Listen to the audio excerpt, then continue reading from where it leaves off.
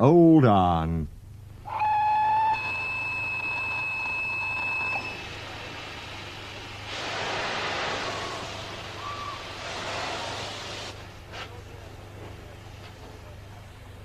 One day, James had to wait at Edward's station till Edward and his train came in. This made him cross. "Late again!" he shouted. Edward only laughed, and James fumed away. "Edward is impossible," he grumbled to the others. "He clanks about like a lot of old iron, and he is so slow he makes us wait." Thomas and Percy were indignant. "Old iron?" they snorted. "Slow? Why, Edward could beat you in a race any day." "Really?" said James huffily. "I should like to see him do it." One day, James's driver did not feel well when he came to work. "I'll manage," he said. But when they reached the top of Gordon's Hill, he could hardly stand. The fireman drove the train to the next station. He spoke to the signalman, put the trucks in a siding, and uncoupled James ready for shunting. Then he helped the driver over to the station and asked them to look after him and find a relief. Suddenly the signalman shouted, and the fireman turned round and saw James puffing away. He ran hard, but he couldn't catch James, and soon came back to the signal box. The signalman was busy. "All traffic halted," he announced at last. "Up and down main lines are clear for 30 miles. And the inspector's coming." The fireman mopped his face. "What happened?" he asked. "Two boys were on the footplate. They tumbled off when James started. I shouted at them and they ran like rabbits."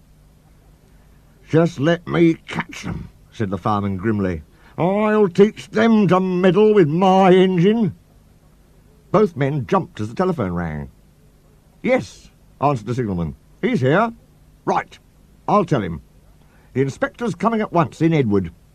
He wants a shunter's pole and a coil of wire rope." "What for?" wondered the fireman.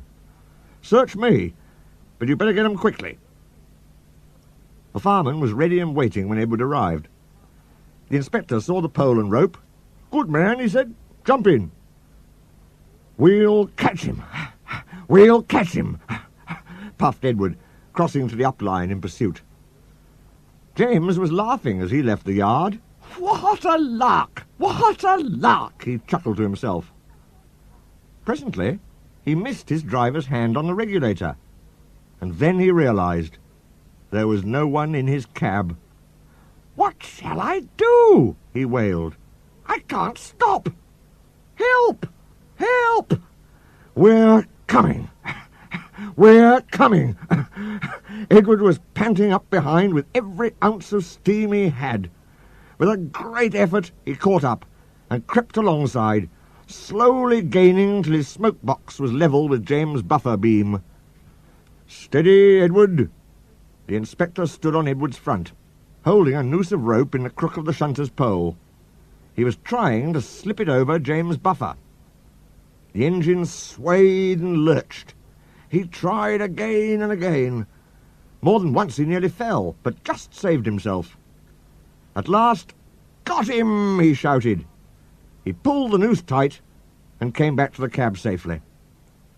Gently braking, so as not to snap the rope, Edward's driver checked the engine's speed, and James's fireman scrambled across and took control. The engines puffed back side by side.